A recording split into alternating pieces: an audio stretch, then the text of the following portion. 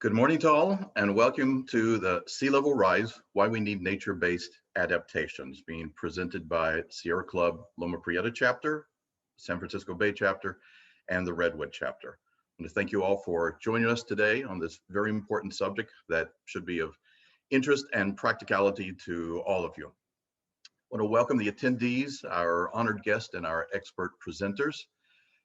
Start with a quote that most of you have probably heard. Sir David Attenborough said, "What we do now and in the next few years will profoundly affect the next few thousand years."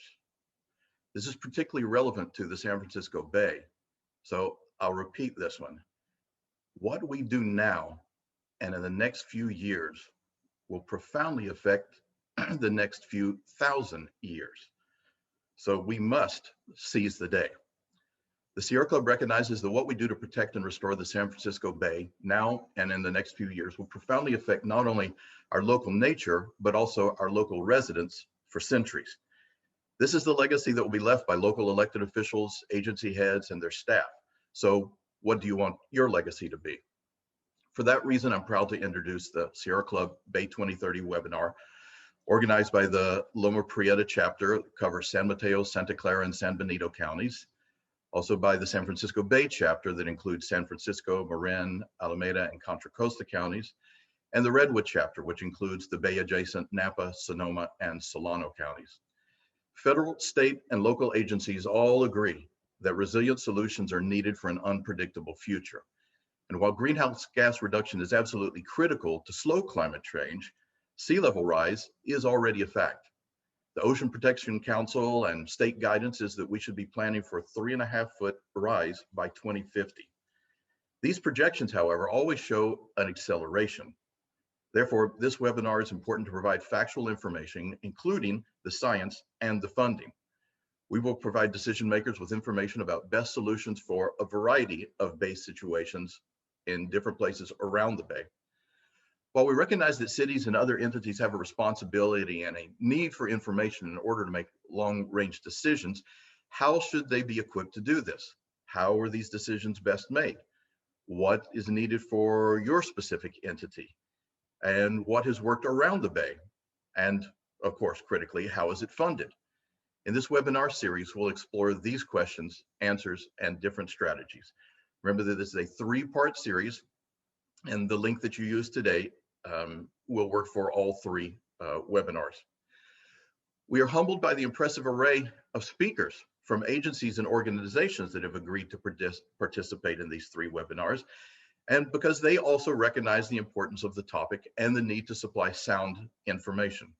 We profoundly thank them for their generosity, to share their expertise for the benefit of our region, and we truly acknowledge them as great local environmental leaders. To that point, I'm honored to introduce our first presenter, Jean Bourgeois, Deputy Operating Officer of Watershed Stewardship and Planning at Valley Water. Good morning. Thank you, James, for that introduction. Yeah, I'd like to second the great panel that you guys have pulled together in this webinar series, and I'm honored to be a part of it and to be able to kick it off.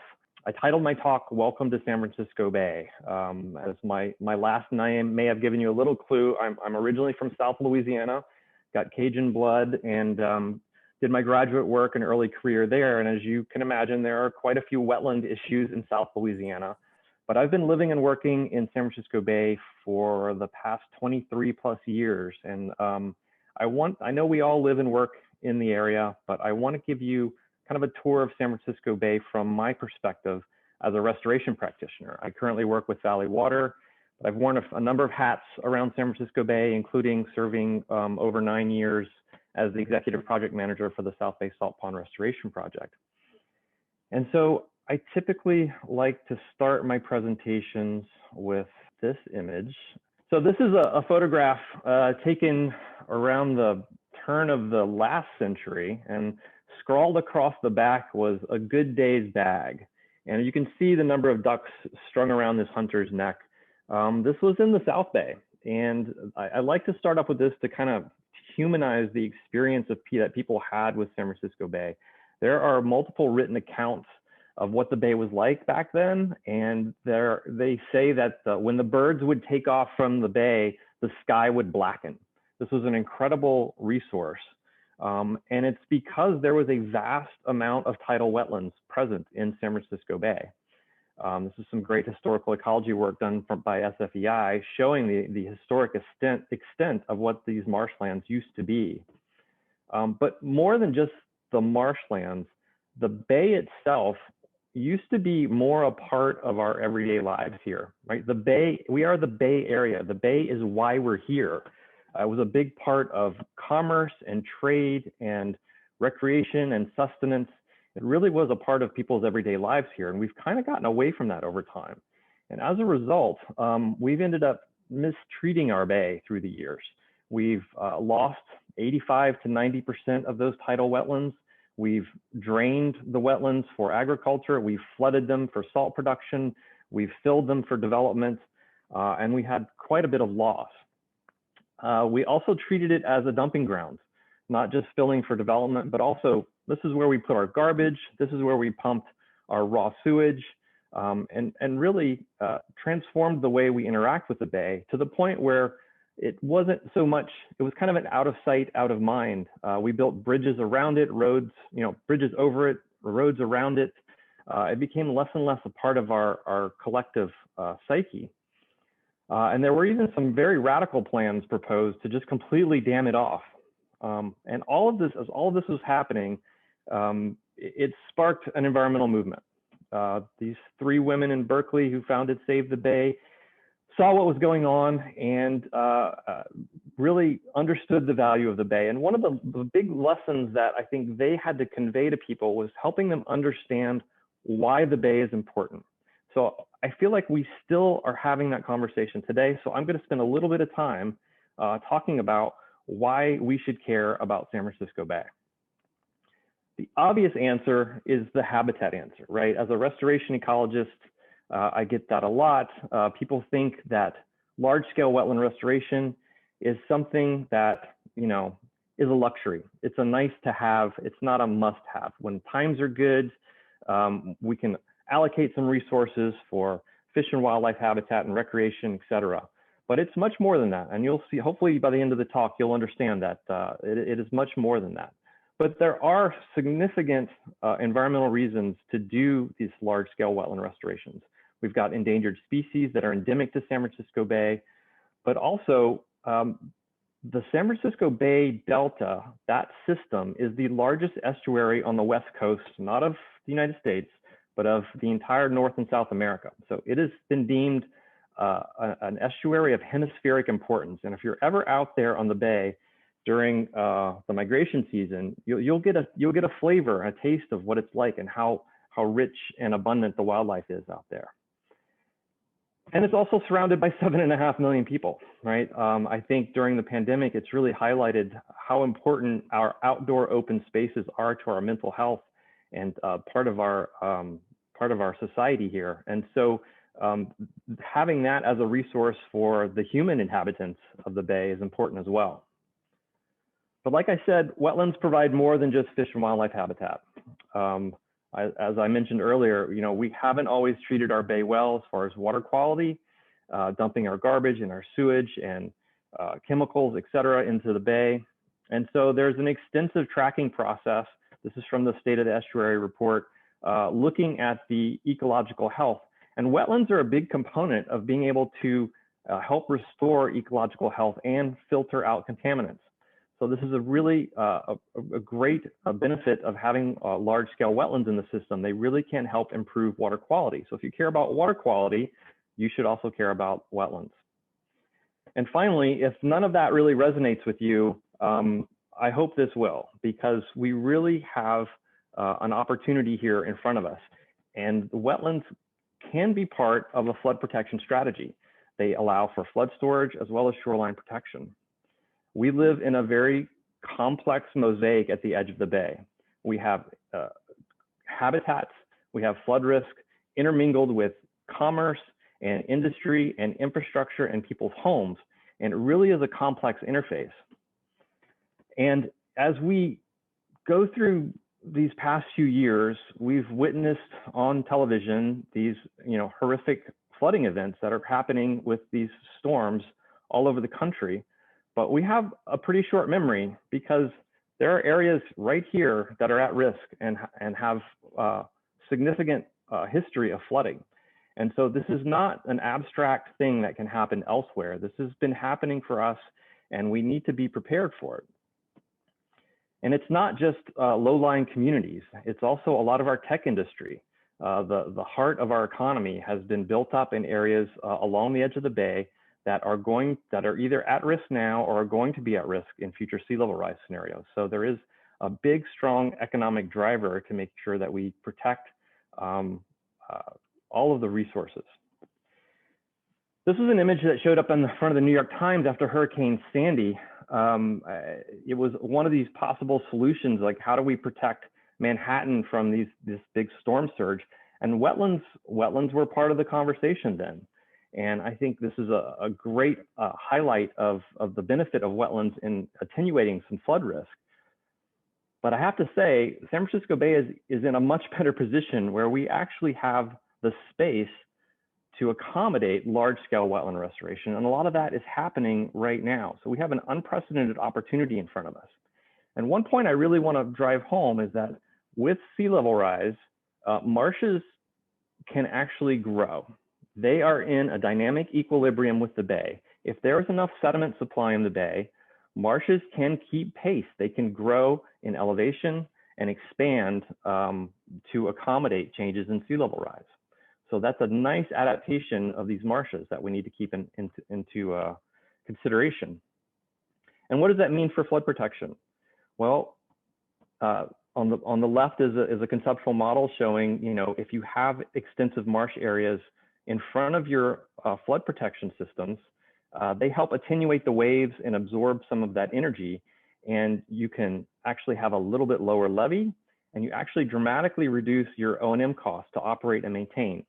The pictures on the right are from San Francisco Bay. You can see levee systems where you have marshes in front of them and where you don't, and you can see the rock and the erosion on that face when you don't have marshes in front of you. And so it really drives up your operations and maintenance costs. And this is the concept that you may have heard called the horizontal levee, right? This is a gradual slope into this zone of habitats placed on the bay side of your flood protection levee, or conversely, moving your levee to a place to accommodate this transition zone, right? This has also been called an ecotone or upland transition zones or horizontal levee. And I'm happy to report that there are a lot of large-scale wetland restorations happening around the bay right now. So we're seeing a lot of progress.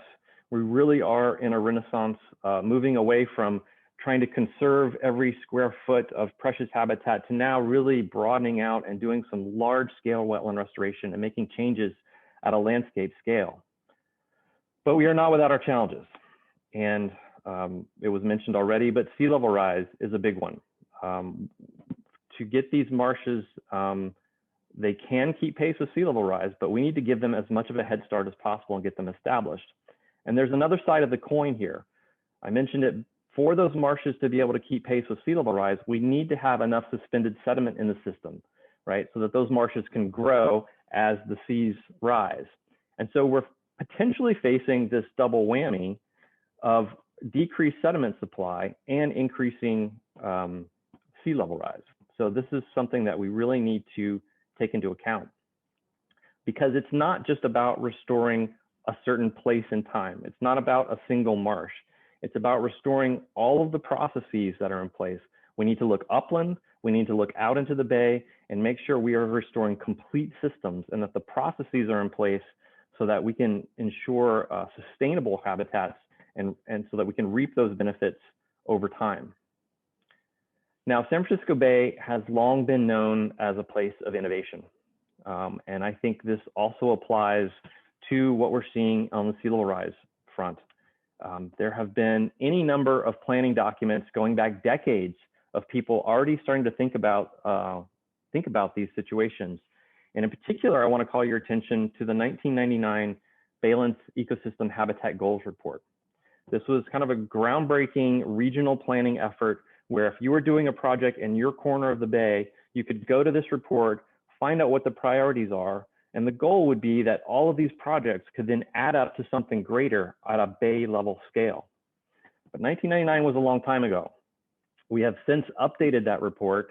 By we, I mean collectively the community in San Francisco Bay, with the 2015 Baylands Ecosystem Habitat Goals Science Update, which specifically was put in place to address climate change, which was not, it was mentioned in the 1999 report, but not, our understanding of it has dramatically changed.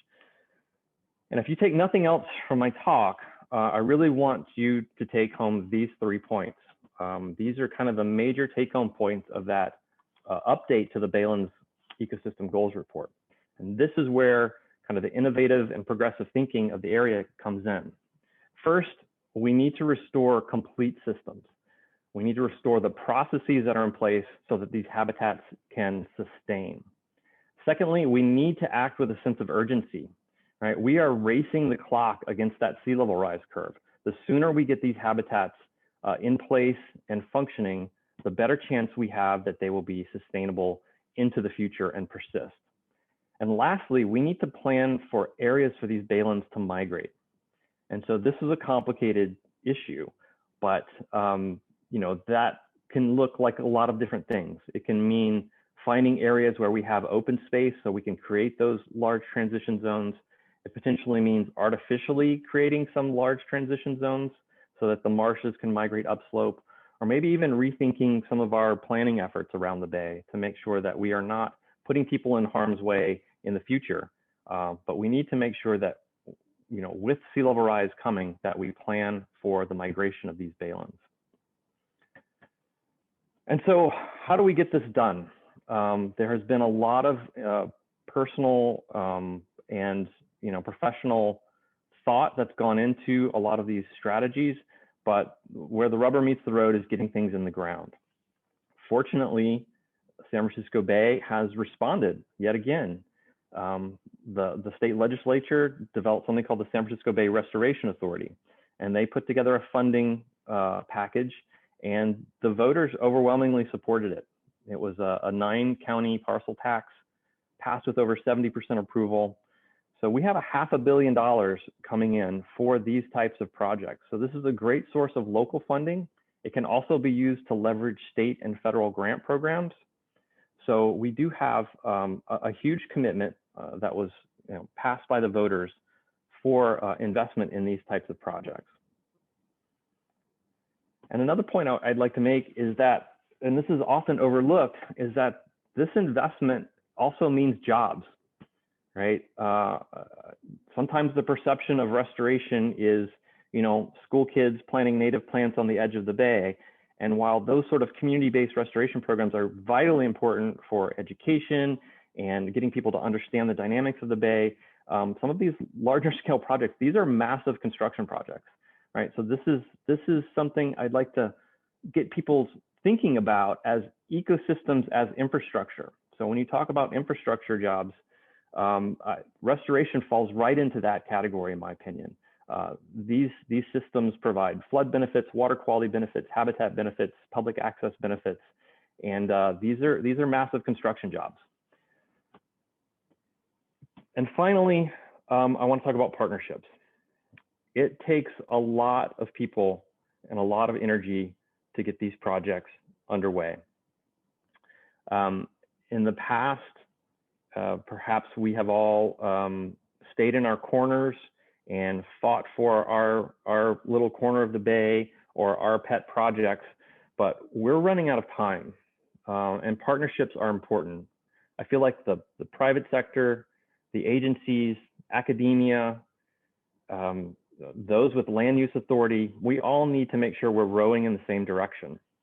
I like to pop this slide up. When I was working on the South Bay Salt Ponds project, this is just a small fraction of the number of entities that were involved in making that one project. It's a very large project, but a lot of entities are vital to making sure that project gets implemented. And I think this can only be expanded when we start looking at the broader bay. So there are people out there that are working on this, that are thinking about this. If anyone is pondering a project, there are plenty of resources and plenty of people willing to help and start to make connections for these partnerships. Because I think at the end of the day, when we have a thriving and healthy and resilient bay, it benefits all of us. And I think we all want to see this vision achieved, but we are racing the clock. And so I hope that little introduction to the bay and these issues will set the stage for the speakers to follow in these coming webinars. And with that, I'll say thank you. Thank you, John. Ça c'est bon. We appreciate that. First, I'd like to remind our participants that there is a Q&A box in your Zoom. Please feel free to list your questions there for the presenters. We'll ask them to address those questions during the panel time. Next, I would like to introduce Julie Beagle. She has recently joined the San Francisco District of the Army Corps of Engineers as the Environmental Planning Team Lead. Thanks for having me. Gosh, John, such a great introduction. Hard to follow, but I think that really set the stage. So I'm Julie Beagle. Thanks for having me. I'm a geomorphologist, and I've worked in the San Francisco estuary and the watersheds of California for the last 15 years or so. And I recently made a huge leap from the San Francisco Estuary Institute to the Army Corps of Engineers. And I'll talk a little bit about what I hope to accomplish in doing that. I wake up thinking about climate resilience and adaptation to coastal flooding, and I feel very honored to get to work in this community that John described every day. But I do want to make clear that my talk today, I'm representing work that I did with many collaborators at SFEI. I'll touch a little bit on kind of where I see the Army Corps going as a partner in this work. But really, I'm representing my own work as a scientist in this field and the way I see that we can move forward in the way that John described by harnessing the power of nature instead of fighting against it, and describe one of the tools among many that I think can be helpful in moving us forward, moving the ball down the field. Oh, I need to make sure I can advance the slides, and I can. So we've heard this before. I don't think you can see enough pictures, and I know you've all seen this. You know, sea level rise is happening. You've heard that many times already, and it's happening quicker than we think. More and more papers come out every day talking about the ice sheets, and this may not be seeable. You know, you can see it at certain times of the month in the king tides, the winter and the summer, but it's a reality that we need to address now. But I think, you know, John said a really great background. I'm going to give us another take on kind of how did we get here. And the reason I talk about this is it matters kind of the transition that we've seen the Bay go through. Why are we in the position that we're in today? And that sets the stage for why nature-based adaptation, nature-based measures maybe are one of our best opportunities to adapting to sea level rise. So history number one, and you heard John talk about this, history matters. So we built on top of the baylands and in floodplains, we filled them in, and now those areas are sinking and more flood prone. And so here's this picture of the tidal wetlands around the 1800s, and we diked them and we built on top of them in many different ways. Sometimes we piled on top, sometimes we dug out around the sides, but many of our cities, many of our communities are built on top of former marshes. We have way less tidal marshes today than we did before, and here's a comparison. And as John said, there's been a ton of work going on to restore many of them, but many of our communities are really on top of those former marshes and are below sea level. So some of those areas subsided so severely and are now protected by fragile levees. And some of us have started calling them polders. This is a term to describe low-lying areas that were formerly baylands that have been diked and are now below sea level. And so this is something that we're familiar with when we heard about Hurricane Katrina, but we have our own version of that here. Many low-lying areas that are very flood prone. It's also really important to point out that we have a huge history of inequality in the Bay. You all know about this, but redlining forced historically marginalized communities to live in the lowest lying areas that flood the most regularly and often don't have adequate flood protection. And so I think it's really important to center the equity conversation when we talk about sea level rise adaptation.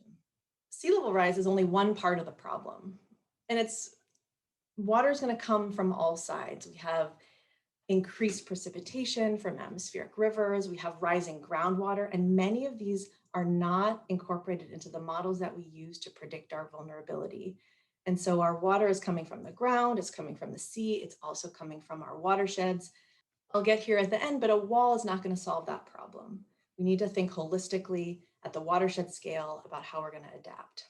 This isn't a problem, it's just something to consider, is that in general, individual jurisdictions have pursued shoreline planning separately. I have land use authority in this area, you have land use authority in this area, and so we're going to go one by one. This is not going to get us where we need to go with sea level rise. We have an enclosed bay. We really need a regional approach because we know that sea level rise is not going to stop at our city boundaries. Water knows no bounds. It doesn't know that on your side of the river or my side of the river. We need to figure out ways to work together. And we really have a choice to make. We could individually all put up our own walls, reflect water back towards our neighbors, or we could think of a different way to do this. And one of those ways is incorporating nature-based adaptation into the way we think about climate resilience. Can we use appropriate actions that harness biodiversity and ecosystem services across the spectrum, from eelgrass and oysters in the water, mudflats and marshes in the intertidal, up to that horizontal levee that John talked about, to migration space? These are going to be a range from, planting eelgrass to a flood risk levee with a horizontal levee in front of it. There's many ways to combine these ideas to provide the multiple benefits that we know we want, and to plan at the scale that makes the most sense for our bay. So we have this challenge here with local land use planning.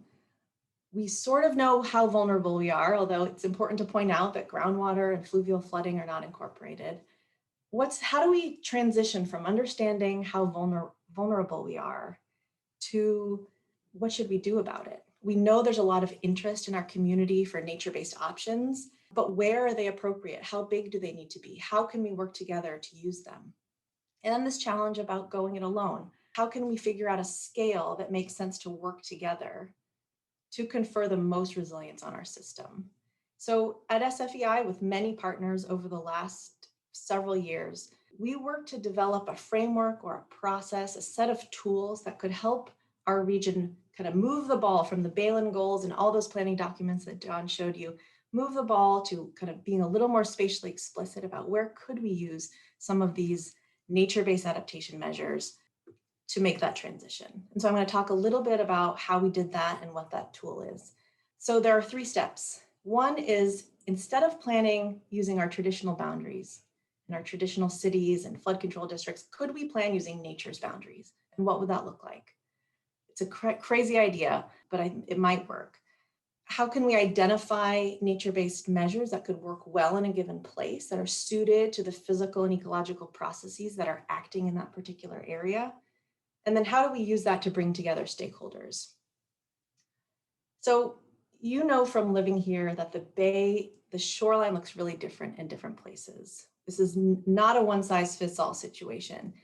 In some areas, we have steep cliffs and steep bluffs moving down into deep, deep water, like here in Marin. In other places, you have long alluvial valleys with subsided areas, with big areas that were historically marshes, large river systems coming into them. It sort of makes sense intuitively that different types of solutions will fit in different places. So the first thing we did was to define those geomorphic units, or to define the ways that the shoreline meets the bay. So there's those headlands and small valleys in Marin, Contra Costa. We have wide alluvial valleys in the north and the south, Petaluma, Sonoma, Napa, meeting the bay in these broad areas of tidal marsh historically. And then along the edges of our fault, we have alluvial fans kind of pushing into the bay. And that makes a different kind of series of slopes of how does the shoreline grade into wider mudflats and down into the deep bay. So, even though I love that picture that John showed about Manhattan with marshes at the end, sometimes I use that as an example to say, let's not put a marsh at the edge of Manhattan or at the edge of San Francisco, because the water is so deep, the waves are so intense, that's not going to be a place where our marshes are going to be suitable. Let's focus our marshes in the places where the wave climate, the sediment climate are more likely to succeed. And that's what this tool tried to do. This is another view of how the shoreline meets the deep water. And again, you can see the dark blue along San Francisco. When there's a big drop off like that, that may not be the best place to try to, there might be different solutions along the San Francisco shoreline than big wide tidal marshes. So we came up with this concept called nature's boundaries, or operational landscape units, breaking down the shoreline and the watersheds that meet the shoreline by those geomorphic units, almost like keeping the watershed concept going all the way down to the bay. We developed 30 of these. And these are areas that share geophysical and land use characteristics that may be suited for a particular suite of nature-based measures. This is the scale that are hydrologically connected.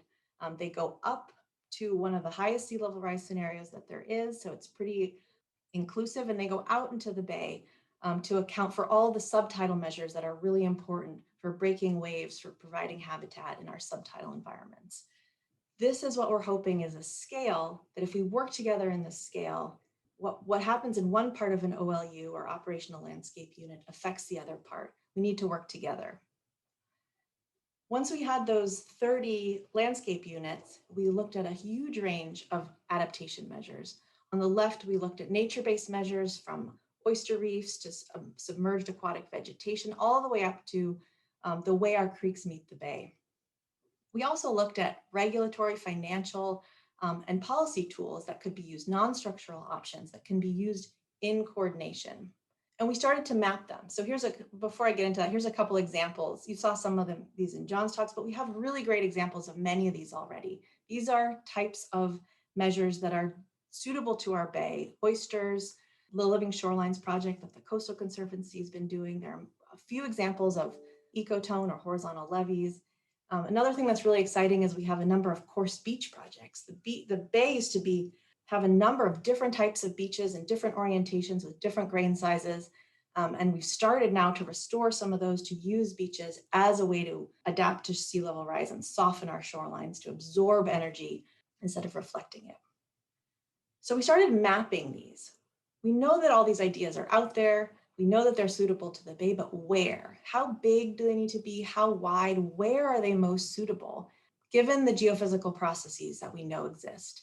And so, for example, marsh restoration. There's been a ton of work on marsh restoration, but we looked at the elevations. Where are there areas that are at the right elevation now that could support a marsh if it was exposed to the tides? And how wide does it need to be to knock down waves? So not just where could it be, but how wide would it need to be to actually do a flood protection job also? Not just a habitat job, a flood protection. There's so many jobs that our wetlands can do if we can get them in the right places. We also looked at migration space. This is what John was talking about, one of the key messages of the Bayland goals. Where are the places where our marshes can migrate?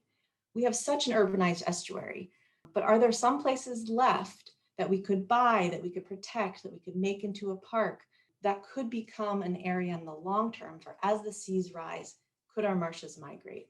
And so we tried to identify areas that were protected and unprotected at the right elevations. So as I said, we mapped a wide variety of these measures and tried to put them together by each of the OLUs. So on the left, you can see here's the long list of 30 operational landscape units, and on the top, here are those measures that we mapped. And we tried to rank their suitability. So this is not a tool to say, here's what you should do. It's here's what you could do.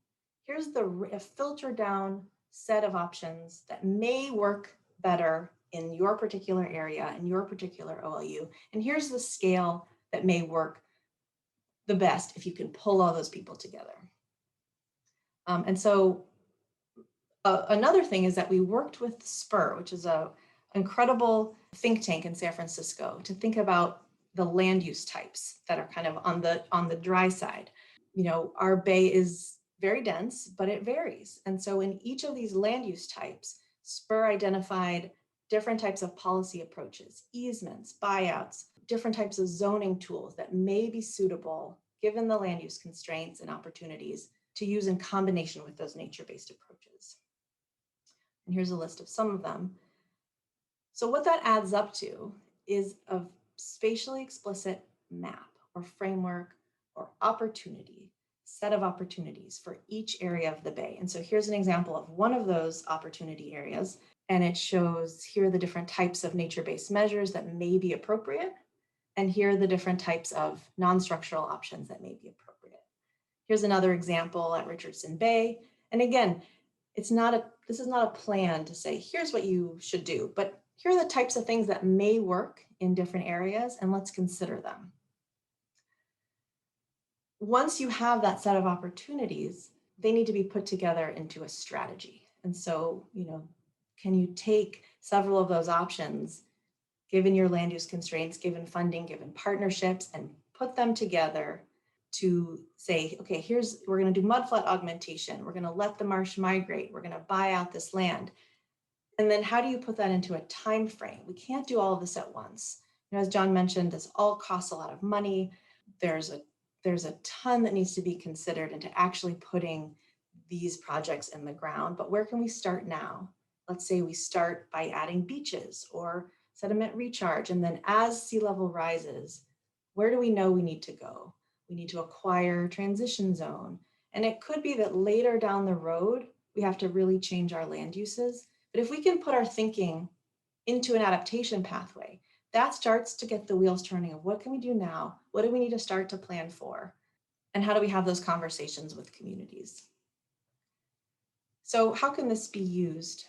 I like to joke that as a scientist, a lot of our work sits on the shelf for a long time.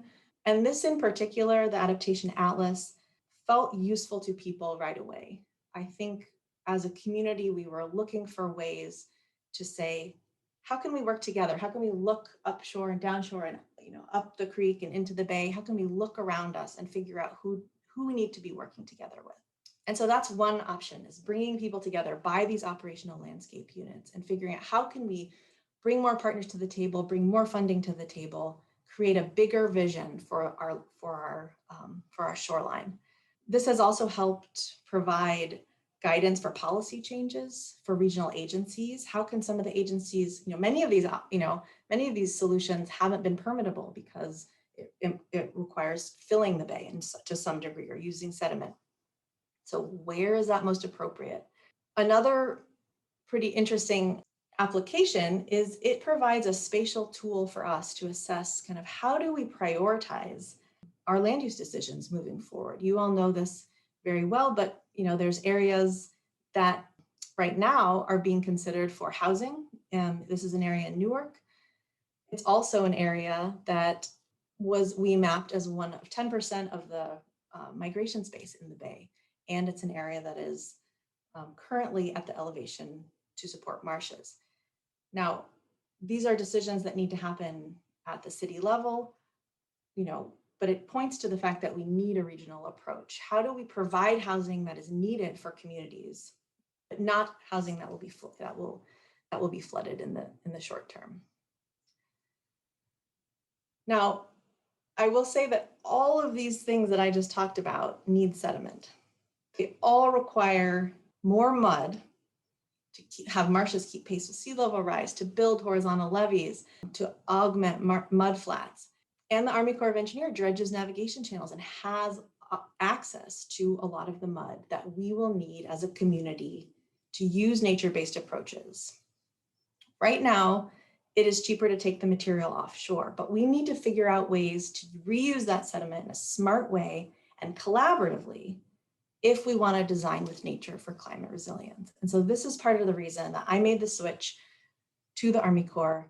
I'm hoping to help our community reuse sediment so that we can give our marshes a fighting chance, not just for our marshes, for the communities behind them, and figure out ways to not have each individual city go it alone. Because if that happens, our communities that have been disproportionately marginalized will continue.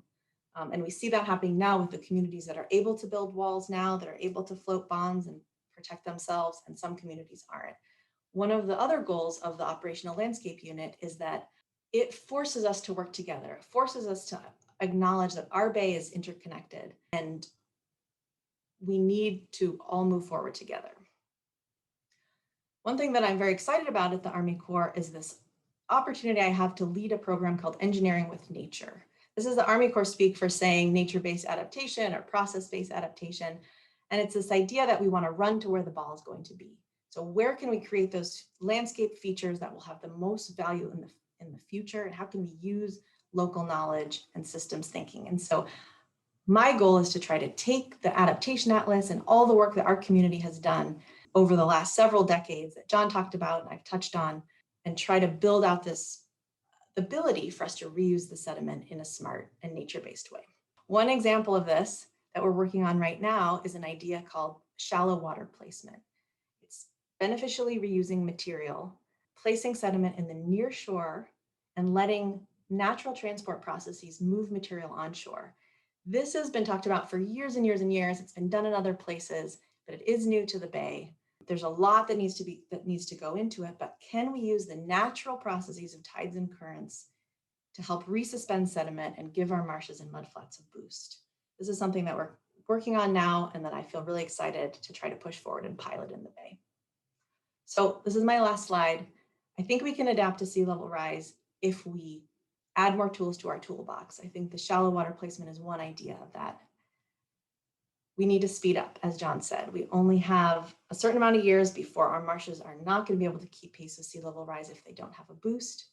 Design with nature, center communities, and most importantly, work together. Sorry for going long, and thank you so much for your time.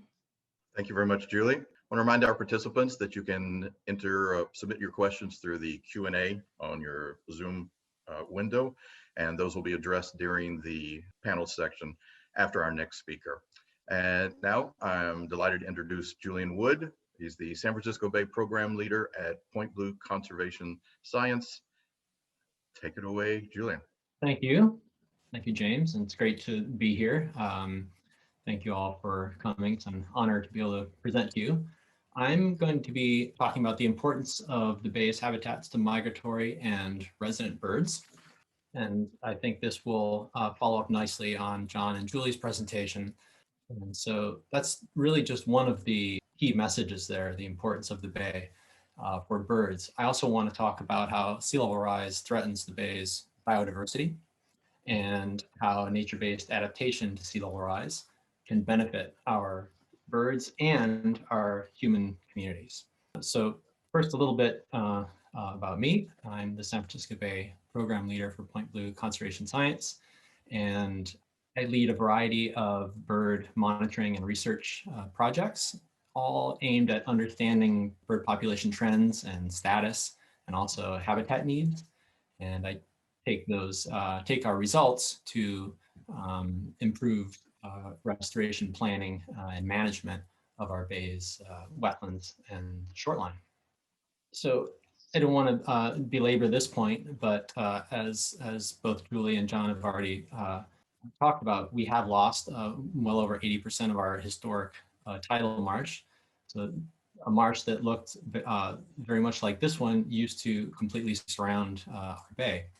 And this loss has had a really dramatic effect on bird populations, of course, that rely on this habitat.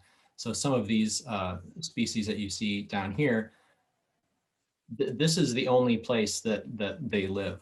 So the common yellowthroat, the song sparrow, all of these species here have endemic subspecies that exist only in tidal marsh and only in San Francisco Bay. So if we lose this marsh, we lose these populations for good. And so that's pretty serious. And Valerie is going to talk a little bit later about the Ridgway's rail, federally threatened endangered species. And we also have the black rail, which is a state threatened species. So some of the other habitats that we had, or still have in the Bay, but have lost a great deal of, over 40% of the tidal flat has been lost. Now, at first glance, this might not look like particularly productive habitat, but this is really important for shorebirds. And you've probably seen huge flocks of shorebirds when you're driving along the highway and looking out over the bay or walking along the shoreline. Most of these shorebirds rely on the bay over the winter. That's when the vast majority of them are here, and they feed on the invertebrates in the mud. in these tidal flats. And a couple of these species, the stilts and the outosets, are actually resident. So they stick around and they breed. And we also shouldn't forget that raptors are also depend on these tidal flats because they prey on the shorebirds. So it does support a community. So I want to talk a little bit about what we have managed to save. And I think John touched on this. Our bay community continues to support efforts to keep the bay healthy and clean, and we've invested in protection and restoration. So we've made great progress in getting back some of that habitat that we lost. And we're also smarter about managing what's left so that we can maximize the benefits to shorebirds and waterfowl. And so, yeah, in short, restoration works. We've seen this happen in multiple places throughout the bay. We're very lucky that this does work so well. It's a proven technique in the bay. And we have seen birds like this, like the endangered Ridgway's rail, come back to areas that were formerly hayfields. And this is one of those sites that has evolved into a healthy tidal marsh. So we know it works. And we've also, because of our protection efforts to date, the San Francisco Bay is a site of hemispheric importance for shorebirds. Over 1 million shorebirds pass through the San Francisco Bay each year, many of them spending the winter here, but some of them just passing through on their migration and fueling the rest of their migration and their breeding. So it's a hugely important place for shorebirds. It's also a wetland of international importance as designated by the Ramsar Convention on Wetlands. And that's due in part to those shorebirds, but also the waterfowl, the ducks. Tens of thousands of ducks also use the bay, again, mostly in the winter, though some species and individuals are here year round.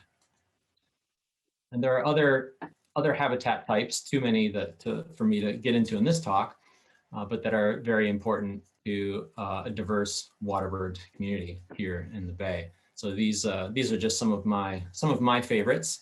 Each one of these species kind of depends on a slightly different habitat type within the bay, and we're lucky to have these habitat types in the bay.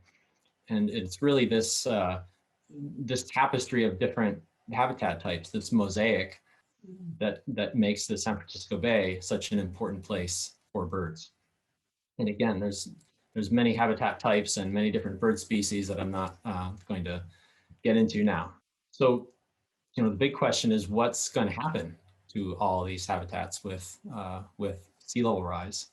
I'm going to just highlight some of them that are under the most threat, and that's of course tidal flats. As waters deepen, wave energy is going to increase and potentially begin to erode these tidal flats. Again, unless we get enough sediment, have enough sediment coming in to protect those areas. And that has huge implication for those million plus shorebirds that use the bay. Another habitat is tidal marsh, of course, that is highly susceptible to sea level rise. And as the waters increase, these birds are going to have a harder time finding cover from predators. So they're going to be really impacted. Now, I should mention, of course, that tidal marshes are dynamic, as John and Julie pointed to. They can keep pace with sea level rise, but they do need sediment in order to do that. And some of our earlier work has shown that if we are looking at higher rates of sea level rise, and if we get decreasing sediment supplies, we could lose up to 90% of these tidal marshes. So there's a good chance that these marshes will need our help and will need additional sediment to keep pace with sea level rise. Subtidal habitat, another threatened habitat, and this is important for birds like the black oyster catcher that feeds on the mussels and the oyster beds, and also ducks, sea ducks that forage in eelgrass beds that could be threatened by rising sea levels. And really all of these shallow water habitats that we're talking about are highly at risk. Many of these are protected by very low earthen non-structural levees that are costly to maintain. And it's really going to be important to figure out ways to integrate these types of habitats into flood planning, flood risk reduction strategies, so that we can maintain this habitat for shorebirds and use these habitats to protect us from sea level rise and storms. So just to give you an idea of what this looks like when a tidal marsh floods and becomes inundated, this is one of the extreme events. So you can see normally this would be covered in vegetation, but there's very little vegetation left here for birds to hide in. And we can have ridgeways rails, for example, being very exposed to predation. They don't fly very well, and so they're very, very susceptible. So that's the impacts to the wildlife, to birds, but of course also has sea level rise has big impacts for our human communities.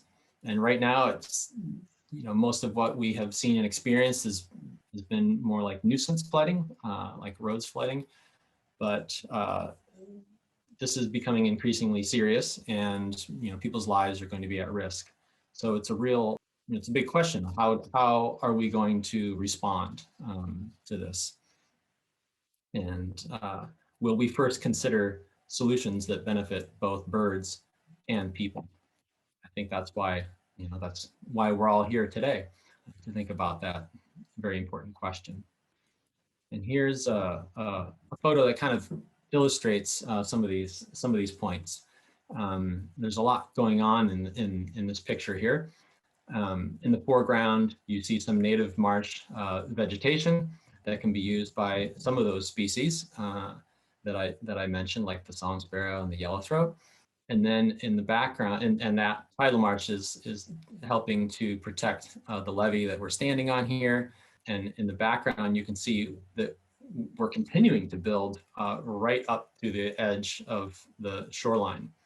And of course, as Julie mentioned, that's not even the original shoreline, which was behind those buildings.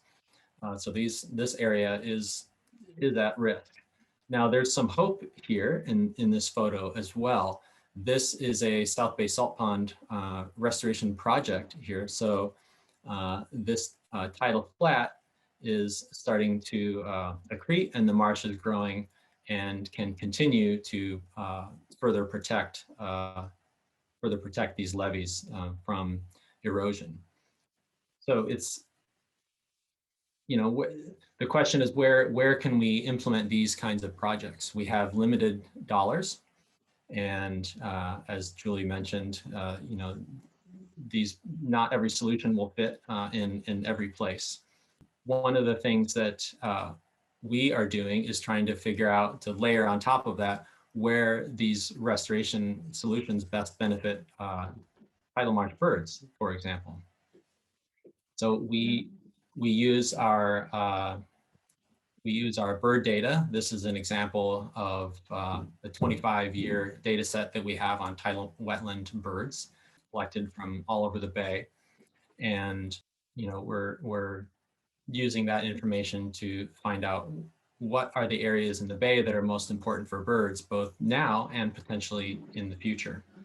So just to give you one example of what that looks like, this is a prioritization map from our Future Marshes viewer that looks at areas that are important to birds.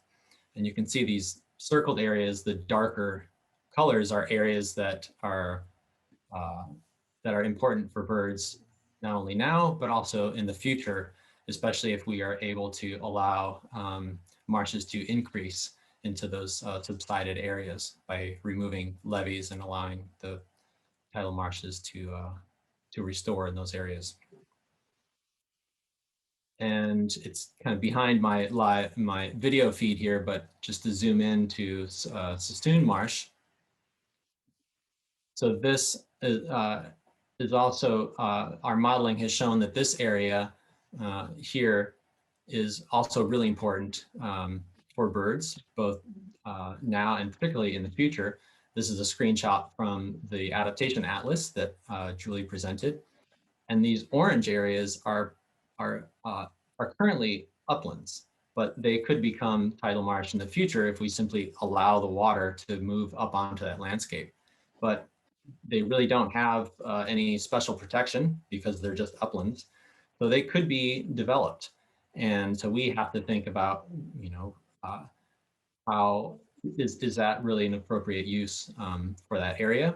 Or should we be allowing the waters to move into those areas, provide habitat, and also provide flood protection and avoid costly disasters and fixes down the road. So just to give an example of what that looks like to prepare these upland areas for marsh migration. This is our STRAW program. STRAW stands for Students and Teachers Restoring a Watershed. And they're restoring levees and also uplands with dense native vegetation to benefit birds. And we completed a study about this and looked at some of what characteristics we need to benefit birds, and we found that wider levees are actually associated with with healthier tidal marsh bird populations. So if we can, when we're thinking about levees as part of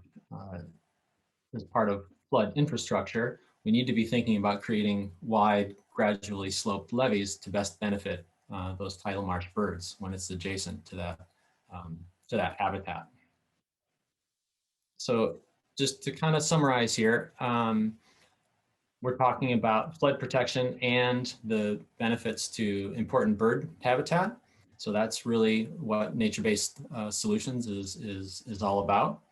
And so I've showed you some examples of how tidal marshes can be used to buffer wave energy and also provide carbon sequestration that Patty's going to talk about in the presentation coming up, and also how wider levees can be restored with dense native vegetation to provide cover from predators for important endangered tidal marsh species, and uplands that can accommodate sea level rise, and again, buffer those areas adjacent communities to floodwaters.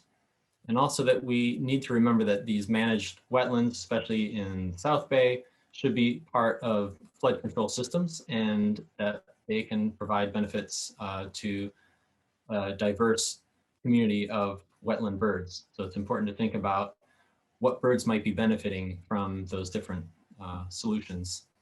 And thinking about that can also help get funding for those projects by including birds as part of those solutions. So in summary, hopefully I've convinced you of my key messages that the San Francisco Bay really is an important place for birds, that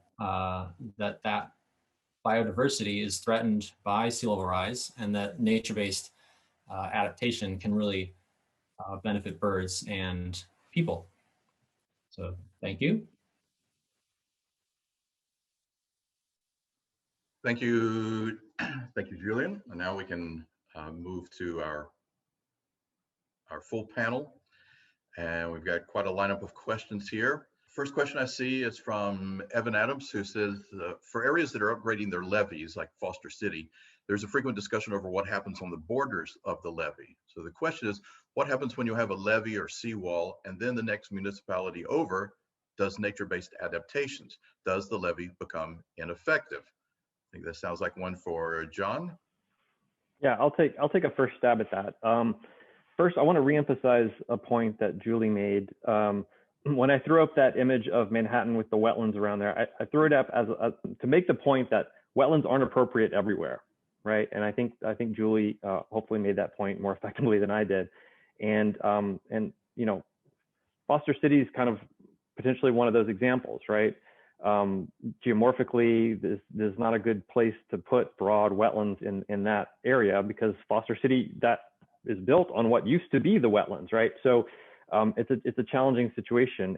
But as far as your comment about, water doesn't care about your jurisdictional boundary, right? It does not care where the city line is. And Valley Water is a participant in an organization called CHARGE, which is the Coastal Hazards Adaptation Resiliency Group.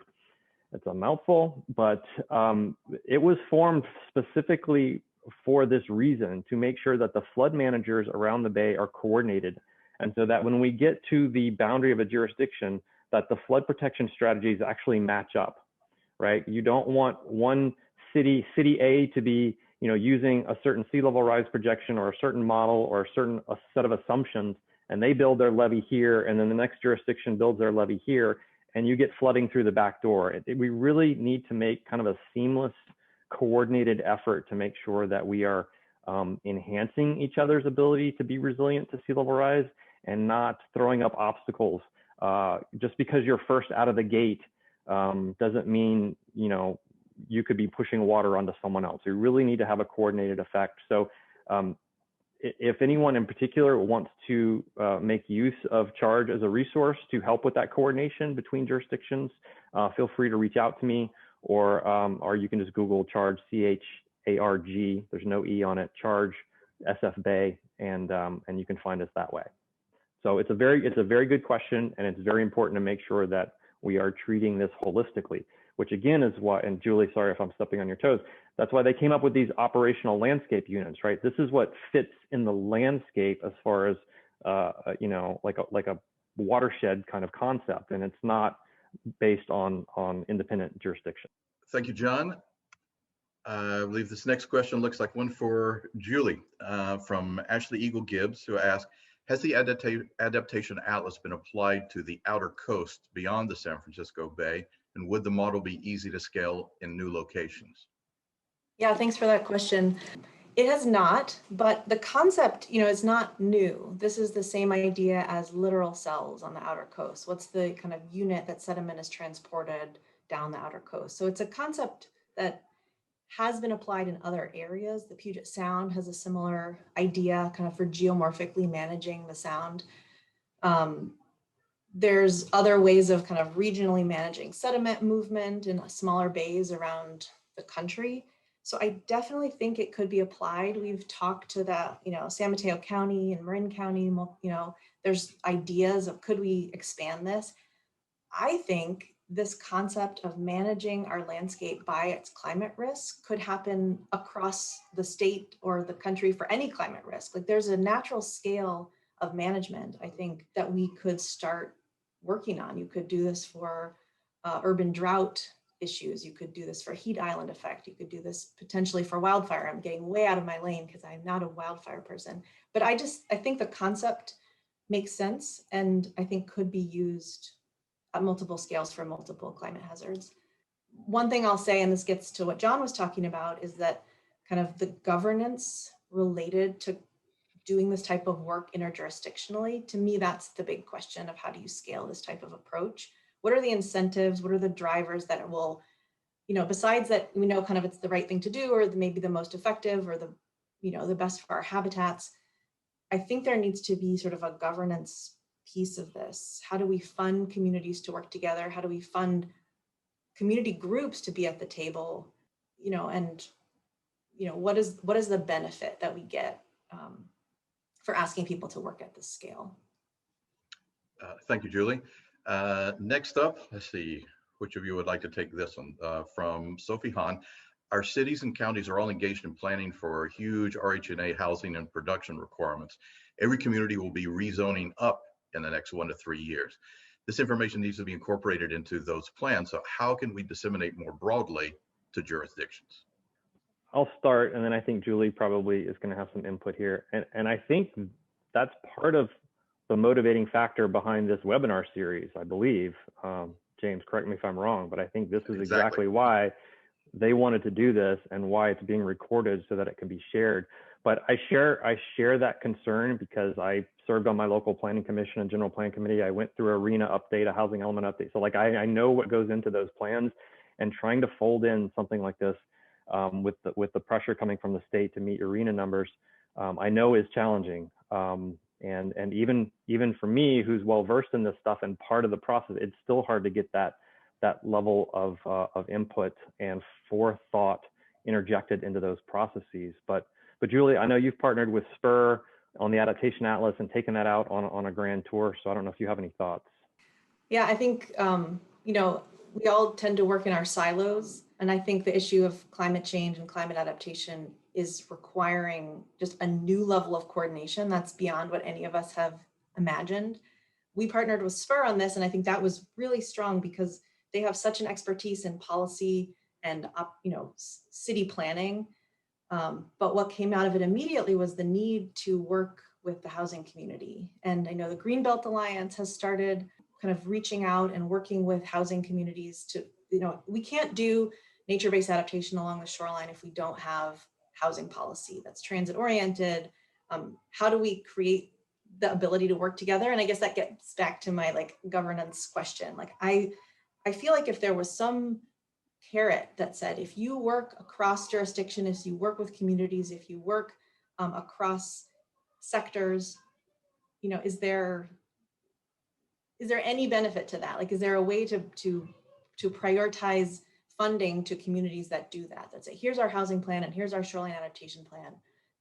Again, you know, this is beyond what I know about, but I think there needs to be some reason to all work together. We know we need housing. We know that housing is a huge crisis.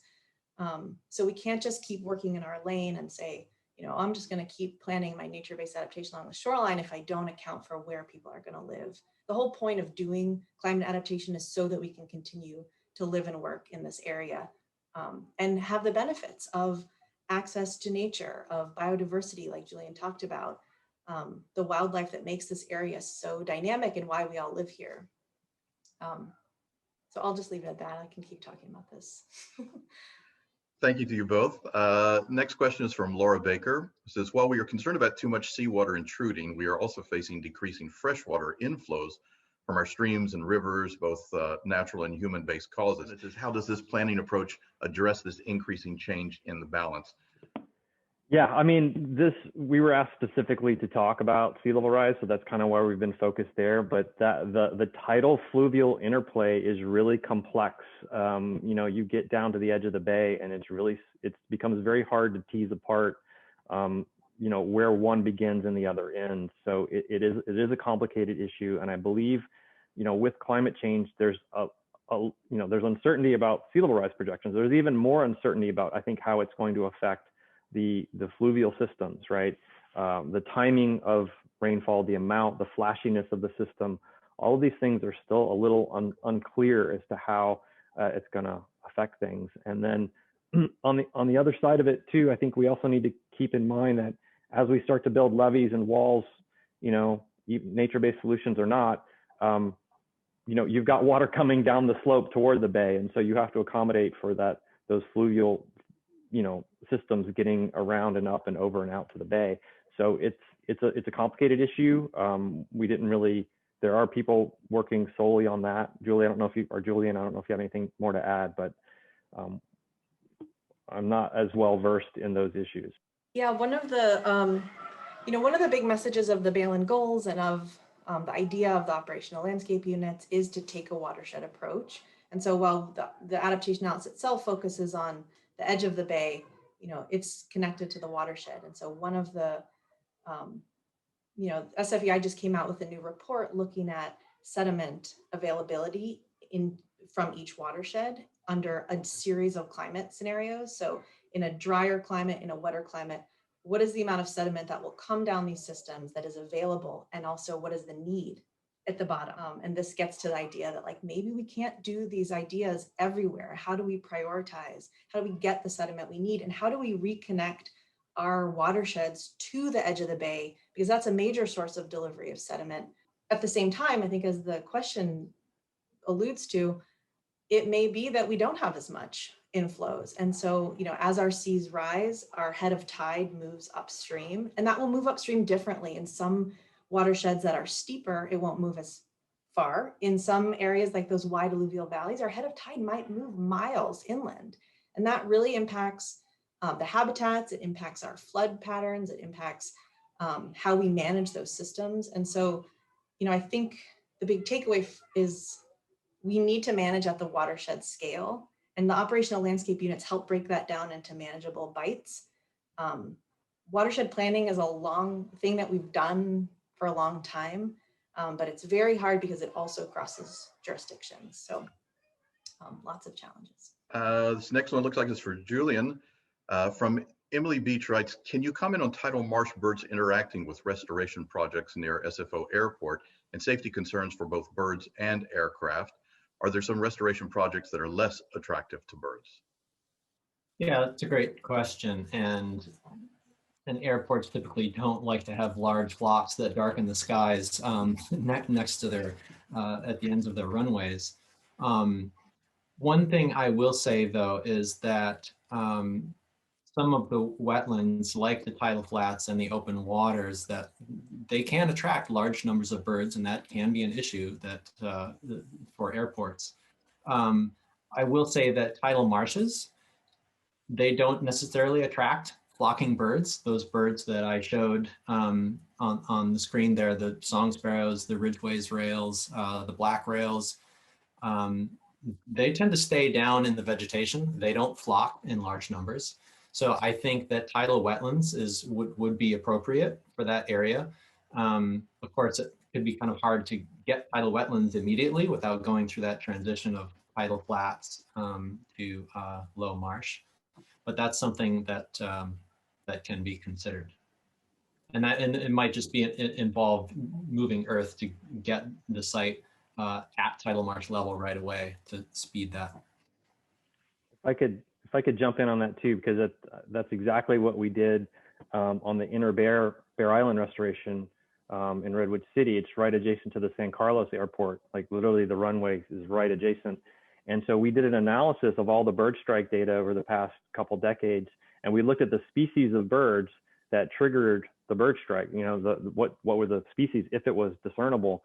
And it really is these larger flocking birds. A lot of the smaller marsh birds were not a concern. So we actually imported material so that marsh would be at the right elevation to vegetate almost immediately, so you wouldn't have that attractive nuisance at the edge of the runway. So yeah, airport bird strike, it's an issue, but there are ways to think about it and try and work around it.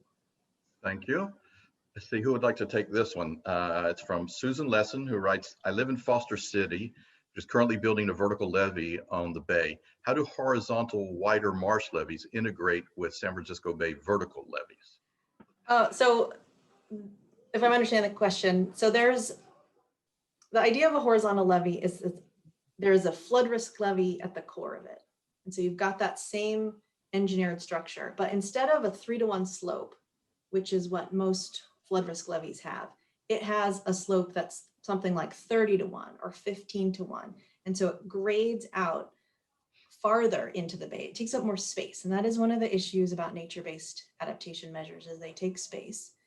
But the benefit is that you have a connection to the marsh plain. It grades down so that when we're talking about migration over time, that marsh that it's connected to can migrate up it. It creates an ecotone, kind of a series of habitat types. When we think about a complete marsh or kind of a less, a more complex and biodiverse marsh, that's one of the other benefits, is that it allows for different habitat types, different vegetation, different species to exist along that slope. And it also attenuates waves more. So it is more of an energy sink as opposed to a levee where you think of kind of waves crashing into it and bouncing off of it. The other benefit is that it maintains the life of that levee. And so a lot of times there's a lot of maintenance that has to be done on riprap or levees that have a steep slope because you've constantly got waves pounding into it and eroding. When you have a horizontal levee in front of it, you've got a lot more protection. And so there's benefits both for habitats and also for the infrastructure that we have behind it. Yeah, Julie, if I could just add to that, I think in creating these transition zones, these ecotones, horizontal levees artificially means bringing in fill. right? And that's the space that Julie was talking about. And so a lot of our, as I kind of alluded to in the beginning of my presentation, a lot of our policies and regulations have been developed around preventing people from filling the bay. And so here we are, we have these set of regulations that are discouraging and penalizing us filling the bay, even if we're doing it for beneficial reasons. And so agencies like BCDC and the Regional Water Board, they're reevaluating their policies in light of climate change and this sort of beneficial reuse of fill for these sort of ecosystem features. But in a place like Foster City, where the placement of those features would have to be outboard of the existing levee system because you've got houses on the inside, that means fill in the bay, which means you'd have to mitigate, and you're impacting those mud flats that Julian talked about. So it really is very site specific, and not all nature-based solutions are appropriate in all locations. And I think that's something we want to make sure resonates with everyone. Thank you. Well, we have a very short but important question from Jan Fenwick, who asked, why is there no sediment in the bay? I'll take a first stab at that, Julie, if you want. So San Francisco Bay is a very shallow, very muddy bay. And the reason it is shallow and muddy stretches back to the gold rush era. So at the end of the gold rush, you may know that they were using more and more extreme methods to try and get at the gold. And they started doing what's called hydraulic mining, where they would bring in these giant water cannons and basically scour away entire mountainsides. Well, that created a huge pulse of sediment that moved down the delta and into the bay, and it really changed the composition of San Francisco Bay. And I don't know if you remember from my presentation, I had this graph showing sediment dropping off. There's concern that we are just now seeing the tail end of that pulse of sediment move its way through the system. So, 100 years later, or decades later, we're finally seeing that pulse of sediment kind of move through the system. And so when you add that to the fact that we are dredging and exporting material, we're treating dirt as a waste product instead of as a resource. I think we need to change our mindset, both upland construction material as well as dredge material. This is a resource that is important for the marshes to survive and thrive. But that's kind of the leading. There's still some uncertainty about how much sediment is leaving the bay, but there are scientists that are monitoring it, and that's one of the thoughts. Yeah. I'll just add in that SFEI's latest report is called Sediment for Survival, and it has a great explanation of exactly what John just talked about, but also about what we expect to happen in the future and how much we need to treat sediment as a resource, how much is needed, how much is exported, and how much our baylands need to keep pace with sea level rise. Thank you. Well, here's a question with a few more words than that last one. This is from Ken Branson in Senator Becker's office, who writes, the speakers have talked about tidal areas reducing wave action against levees, but what is the plan for dealing with places that are going to be below sea level or close enough for frequent flooding risk? Is the idea to put levees around all of these places and then use nature-based solutions to protect those levees better? How do we deal with creeks flowing down into a rising bay? Do the levees need to extend up the creek beds to the point where the creeks will meet sea level in the future? Yeah, there's lots going on in that question, but all really good questions. And, there is not a plan. I mean, that's what's sort of scary about this. I'll start by saying that BCDC has started working on, has over the last year or so, brought together many, many stakeholders in a program called Bay Adapt. And the idea there is trying to figure out what is our regional approach? How do we do this equitably? How do we make sure there's funding and policies and participation and nature-based measures? How do we bring it all together? Because we don't have the regional governance to make local land use decisions. It's all going to happen at an individual level unless there's sort of a regional approach. So that's just sort of philosophically, I think, what hopefully will help a lot. In terms of areas that are below sea level, I'd say we don't talk enough about groundwater rise. It could be that groundwater is actually what we see first before overtopping of levees. And so in a lot of these low-lying communities, there's a huge risk of groundwater rising, of the impacts of that in people's basements, our storm infrastructure not functioning properly. A levee's not going to help in that situation, unfortunately, or a seawall is not going to help. And so we need to think outside the box about what are our options in the near term to mitigate for all of the risks that we're going to see. Are there ways we can use wetlands, which are the natural expression of groundwater on the surface, to, you know, help mitigate for groundwater rise? Do we have to raise houses? Do we have to move? You know, we have put ourselves in harm's way, you know, by building on top of wetlands and by subsiding our near shore, our areas that are near the shoreline. So I don't know that there's a great answer for that, but I think in the conversation of how do we transition from what our vulnerability is to what are our options, you know, we have a good sense of our vulnerability for sea level rise, but we're just now getting a handle on groundwater rise and increased fluvial flooding. And the USGS is working really hard on integrating those so that our vulnerability maps then show all of the directions that water is coming to us from. But I think we're really needing to move more to that direction. But I think just asking that question, especially when we think about where are we building more, where are we densifying, where are we increasing our housing? Like let's make sure we're not putting more people in harm's way. All right, thank you. So here's another for Julian. Birds are so important.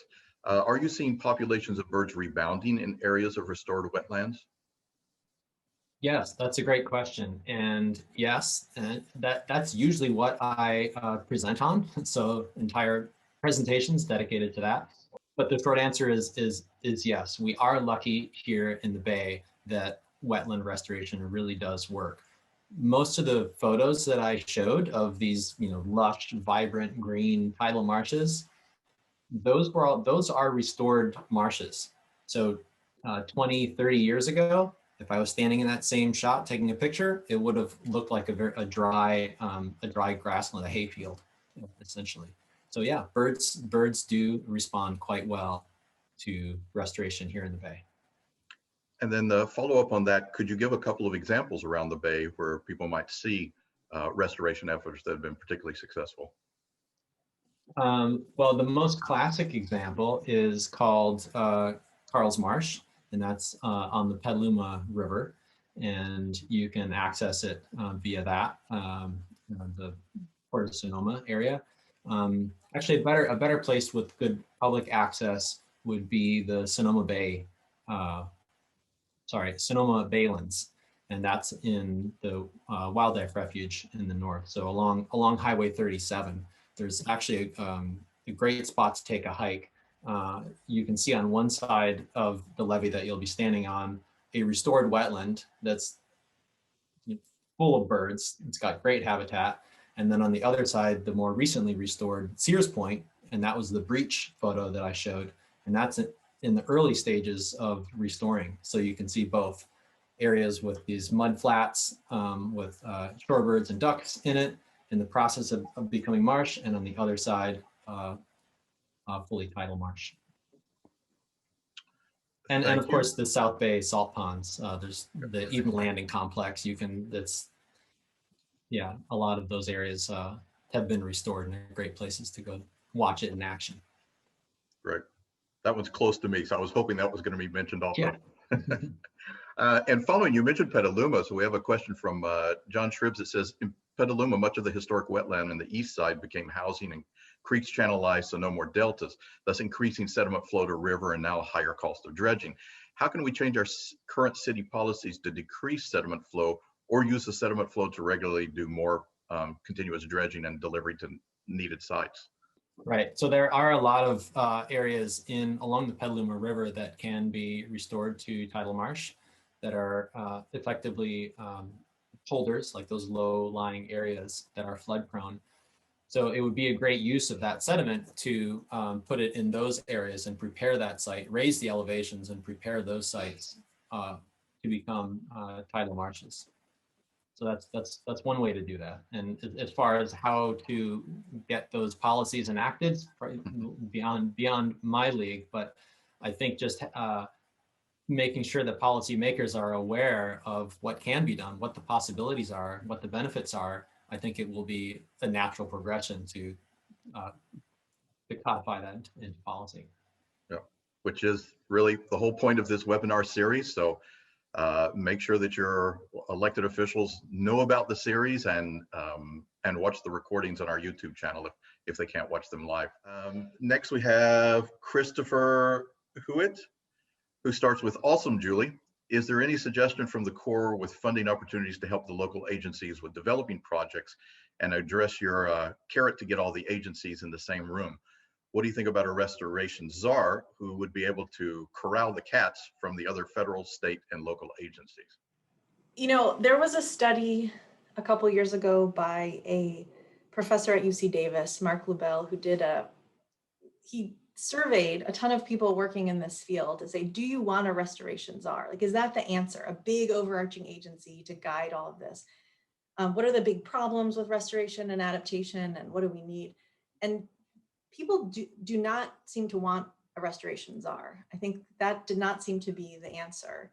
I think we do need to figure out ways to come together. I don't know what that is. I don't know that the Corps has the ability to do that, but I know the Corps I want to come to the table to make that happen, or to kind of make collaboration more effective.